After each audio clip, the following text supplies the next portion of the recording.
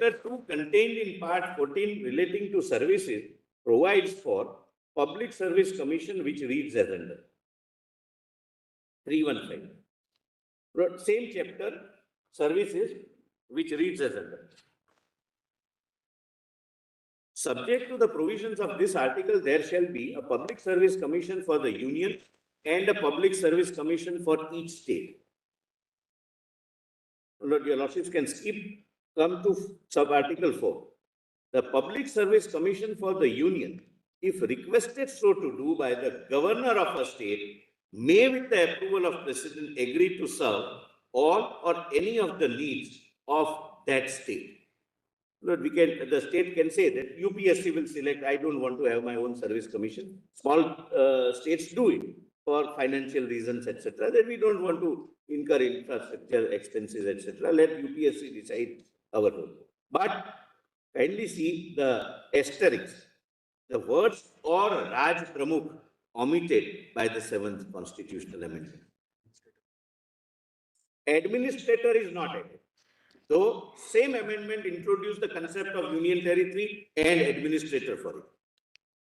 Though interestingly, the J&K Reorganization Act incorporates a public service commission for the UTs of Jammu and Kashmir. I will immediately answer that. Lord. I was to come to it later, but since that has occurred to my Lord, the Chief Justice of India, your Lordship, kindly take the Constitution. There is a clear-cut answer.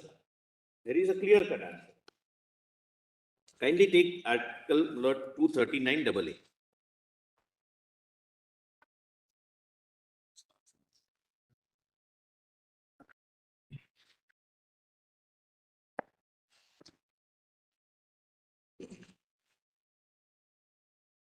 Your Lordship said about 3.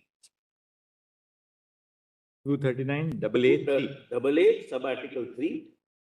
Subject to the provisions of this Constitution, the Legislative Assembly shall have power to make laws for the whole or any part of National Capital Territory with respect to any of the matters enumerated in the state list or in the concurrent list, insofar as any such matter is applicable to Union territories. Now, Lord, for the testing the argument, accept my submission hypothetically that services are not. Services fall within this exception of insofar as, and Manoj, specific exclusions. Kindly see B. If nothing in subclause A shall derogate from the powers of Parliament under this Constitution to make laws with respect to any matter for a union territory or any part thereof. So B says that Parliament can, by making law, give powers even to excluded categories to the union territory. I hope, Lord, I am clear. A restricts the power of union territory. 1, specific exclusions, 3 in number, and 2nd, implied exclusion if it falls within insofar as such matter is applicable. But Parliament can say that no, we may even give police power to one union territory. That is B. I'll again read. Nothing in subclause A shall derogate. 239A is only applicable to Delhi. Delhi, not the Delhi only. Kashmir. You have to. I'm saying that. I'm saying something else. Nothing in, tomorrow, kindly see, What 239, this clause 3B says is that in relation to Delhi also, Parliament can legislate even on the state list. Exactly, I'm saying, that's what precisely I'm saying. Parliament can say that for NCT of Delhi, there would be a separate state public service commission, or there would be, even police will be under the Delhi administration. So according to you, the Parliament, while enacting the State Reorganization Act is a parliamentary law. They can always delegate, they can constitute an institution such as a public service. Yes. That is number 1. Number 2, kindly see, my lord, Article 4. It's the union which constituted. Which constitutes earlier, kindly see, Jammu and Kashmir again is a sui generis, my lord. Example, there was a state, my lord, public service commission. For good reasons, my lord, which are not relevant here, they were bifurcated into 2 union territories. So the Parliament wanted continuance of the Public Service Commission, but leaving it at that. Parliament can and Parliament did by law said that there are no restrictions. You have your own Public Service Commission. That can be done to even Union Territory of Lakshadweep. Parliament can say that you have your own Lakshadweep police service, or your land issue is also given to Right, but if Parliament is constituting a public service commission for a union territory, which is a power which Parliament exercises under which entry? Article 4. Article 4. Article 4, not sub-article 4. Article 4. First, can you see 3? The constitution of the Service Commission in the state of Jammu and Kashmir, if it is in exercise of the parliamentary power, or did the state legislative assembly has exercised that? Parliamentary power. It is. How is that? If that is the case, then how is that relatable to Article 4? Not relatable to. First, can you see 3? Yeah. It is Parliament made state reorganization. First of all, it's not a. After UT of JNK, there is no legislative assembly as of now. So the question of assembly making would not arise.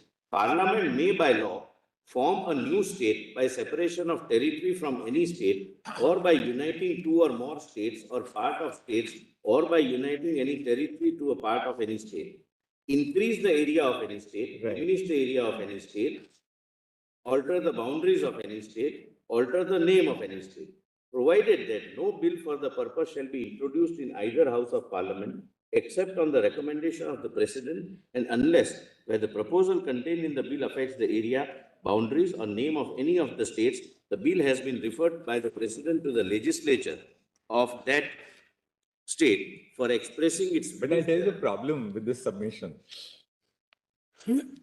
Parliament under entry 70 of list 1 can legislate to constitute a union public service commission. So under entry 70 of list 1, they cannot constitute a public service commission for a union territory. Entry 41 of list 2, according to you, refers to a state public service commission. That will not apply to a union territory. Which that means unless that Parliament means, no. Therefore, even Parliament cannot legislate under entry 40 of list 2 to constitute a union territory public service commission. So there is neither a power in Parliament to do that under entry 70, I'll answer this nor is there a power under entry 40 by virtue of your argument which takes away that power, because that is not a power which is relatable. It doesn't apply to a union territory. Would your lordships again see para 4, Article 4? And taking their argument at its best. It's still an answer to it. I'll tell you, there's only one way to answer it, and which is to say that though Parliament does not have an express power either under entry 70 or entry 41 of list, entry 70 of L1 or entry 70 of list 2, Parliament will rely upon, the ragbag, as Justice Venkat Chalaya called it, under entry 97. That's the only way to. There are 2 answers. To break the conundrum. Parliament can rely upon anything which is not specifically conferred is vested in Parliament. Lord, there are 2 answers. Kindly, read along with me once again Article 4. Any law referred to in Article 2 or 3 shall contain such provisions for the amendment of the first schedule and the fourth schedule as may be necessary to give effect to the provisions of the law, and may also contain any such supplemental, incidental, and consequential provisions, including provisions as to representation in Parliament and in legislature of or legislatures of the state or states affected. No such law, this is Reorganization Act, shall be deemed to be an amendment of this Constitution for the purpose of Article 368. That maybe Parliament amended the Constitution. That will not help you, Mr. Solicitor.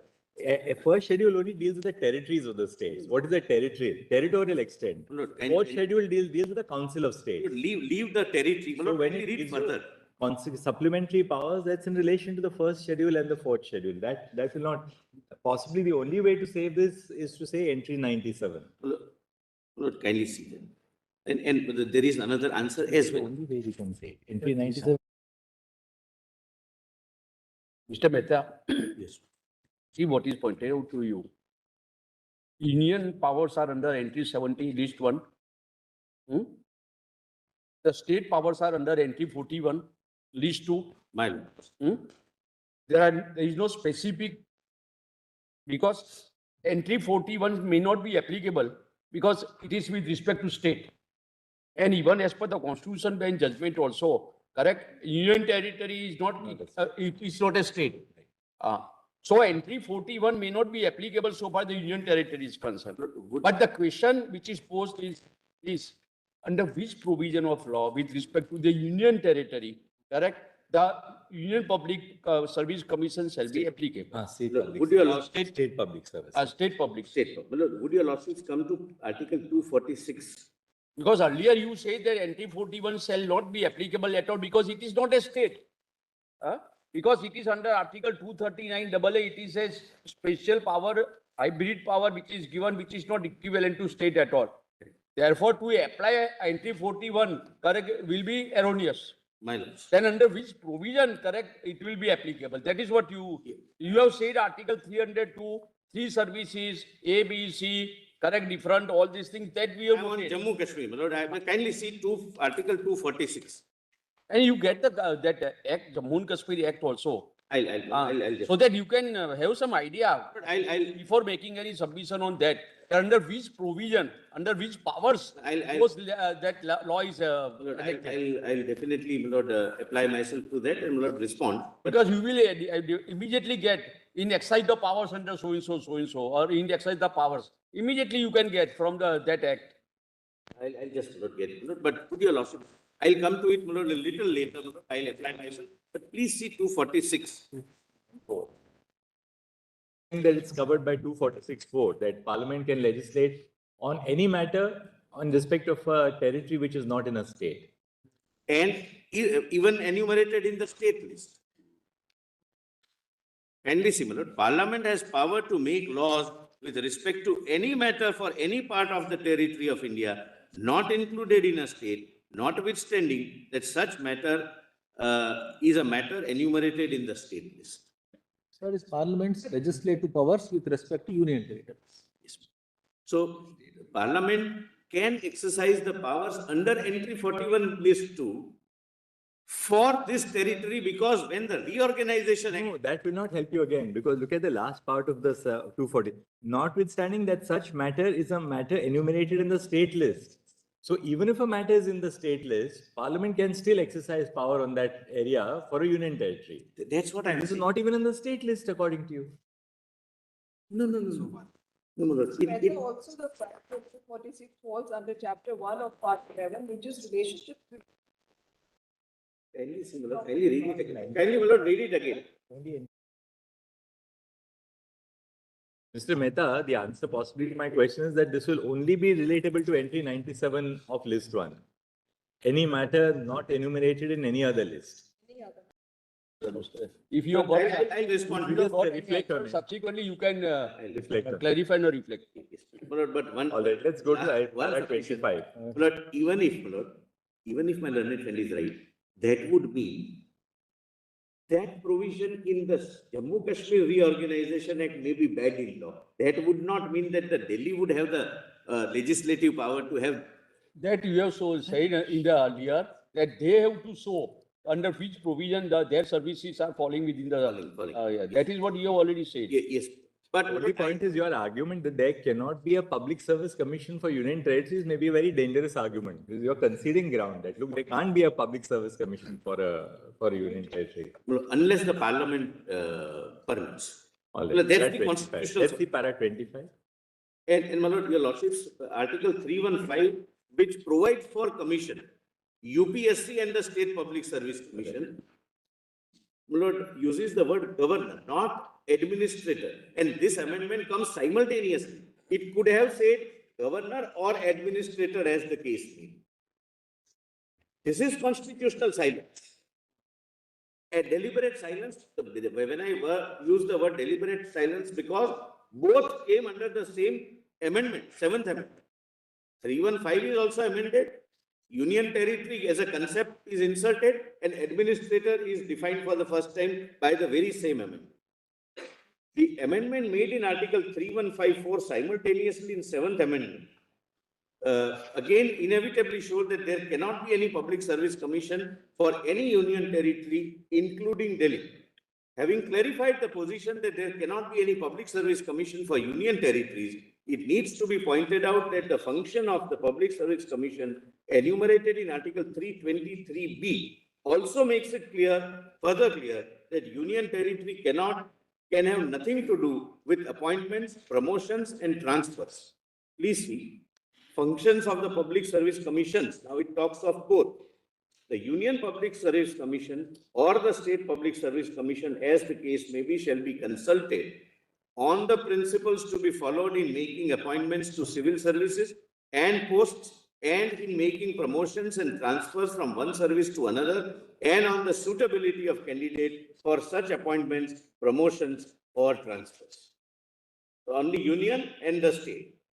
The position becomes further clear from Article 323, which, as reflected above, omits the term Raj Pramukh and consciously does not include the term administrator while retaining only governor of the state. Article 323 reads as under. Lord, kindly see sub-article 2. I need not read the whole, my Lord. Again, the argument is same. Earlier, it was Raj Pramukh. Though union territory came by this very amendment, administrator came by very amendment, it says governor. Raj Pramukh also deleted. And I have given the hierarchy. Part A, governor, B, Raj Pramukh, C and D, joint commissioner. And Delhi, undisputably, till 7th Amendment, was part C state having a joint commissioner. Chief Commissioner. I stand correct.